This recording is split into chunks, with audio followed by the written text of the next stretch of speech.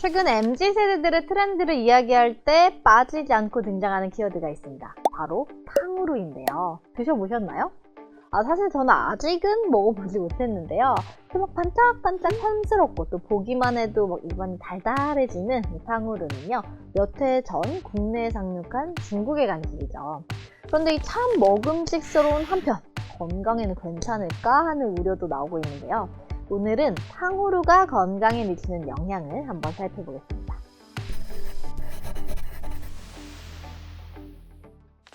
자, 탕후루 사실 맛있으니 먹기는 한데 건강에는 왜인지 안 좋을 것 같은 느낌 받으면서도 멈출 수가 없다고 하시는 분들 많으시죠?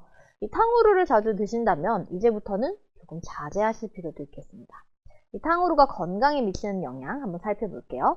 첫 번째, 과도한 당분 섭취. 자, 이 과도한 당분 섭취는 비만, 당뇨, 심혈관 질환 등의 대사 질환에 직접적인 영향을 미치죠.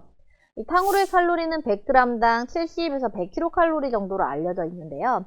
일반적인 과일들의 칼로리가 보통 배는 51kcal, 사과는 57, 포도는 60kcal 정도인데 여기에 이 설탕과 물엿이 합쳐져서 칼로리가 올라가게 된 것이죠.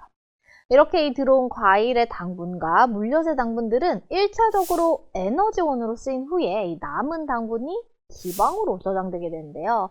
이 탕후루 한 개가 주는 포만감 대비 칼로리가 매우 높은 편이어서 이 잉여의 칼로리가 남을 확률이 높아지죠. 자, 이 말은 즉 결국 지방으로 쌓이게 될, 다시 말해 살찌기 아주 좋은 음식이다 라는 걸 돌려 이야기한 것인데요. 이 살이 찐다는 것은 단순히 미관상의 문제로 끝나는 것이 아니죠. 이 지방들이 간에 쌓이면 지방간, 혈관 내에 끼면 동맥경화 등과 같이 각종 간질환, 심혈관계 질환 등에 직접적인 영향을 미칠 뿐 아니라요. 이 급속히 올라간 혈당을 조절하는 과정에서 무리하게 반복이 되면 결국 혈당을 조절하는 인체의 기능에도 문제가 생길 수 있죠. 결국에 이 당뇨병과 같은 대사질환의 위험도 올라가게 되는 거고요. 또 요즘 탕후루는 한참 성장기인 초등학생들도 즐기고 있는데요. 이 어린이들에게서는 더 큰 문제가 있을 수 있죠.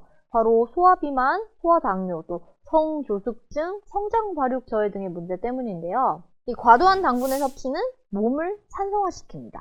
너무 과하게 산성화되는 것을 막기 위해 쓰이는 것이 칼슘인데요. 이 칼슘은 어디서 가져올까요? 이 식이로 섭취하는 칼슘만으로 버겁다면 뼈에서 가져오게 되겠죠. 이 때문에 이 어린 친구들의 정상적인 성장이 어렵습니다. 또 이 당분이 결국 지방으로 축적이 되면 이 지방세포에서 분비되는 렙틴이라는 호르몬이 성호르몬 분비를 과도하게 만들고 이는 결국 성조숙증으로 이어질 수 있기 때문에 이 성장기 어린이들에게는 더 치명적일 수 있겠죠. 그런데 이런 과도한 당분 섭취의 문제점은 여기에서 끝나지 않습니다. 두 번째, 최종 당화산물의 생산. 이 당독소 혹은 최종 당화산물에 대해서 들어보신 적 있으세요? 이 최종 당화산물만 연구하는 학회가 따로 있기도 할 만큼 이 의학계에서는 굉장히 주목하고 있는 물질인데요. 쉽게 말해 당독소라고 하는 것은 이 당과 단백질이 만나 화학 반응을 통해 만들어진 최종 대사산물입니다. 이 조리 과정 중에서 생기기도 하고 체내에서 자연적으로 만들어지기도 하는데요. 이러한 당독소는 한번 만들어지면 분해되지 않고 몸속에 축적되면서 여러 가지 염증 반응과 함께 세포의 활성도를 억제하면서 문제를 일으킵니다. 이 자연적인 노화 과정 혹은 치매, 인지기능 장애, 암, 심장질환, 다낭성 난소증후군 등 이 비정상적인 질병 상태 유발과도 관련이 있는 것으로 알려져 있는 이 당독소의 경우 앞서 말한 것처럼 당분과 단백질이 만나서 생성되죠. 자, 우리 몸의 대부분 조직들은 단백질로 이루어져 있다는 사실 아시죠? 따라서 이 체내에 들어온 당분의 양, 즉 이 혈당이 높아질수록 조직 구석구석에서 당독소가 만들어질 가능성이 커지게 되고요. 이는 결국 각종 염증 반응과 치매, 당뇨, 암, 급속한 노화 반응, 신경병증 등의 질환 유발 가능성도 커질 수 있다는 것을 의미합니다. 세 번째, 감정, 정서적인 변화. 자, 이 설탕은 중독되기 쉬운 점 이미 알고 계실 거예요. 이 단맛을 가진 음식을 섭취하면 뇌에서는 도파민을 분비해서 행복감과 만족감을 느끼게 됩니다. 따라서 자꾸 단맛을 탐닉하게 되는데요.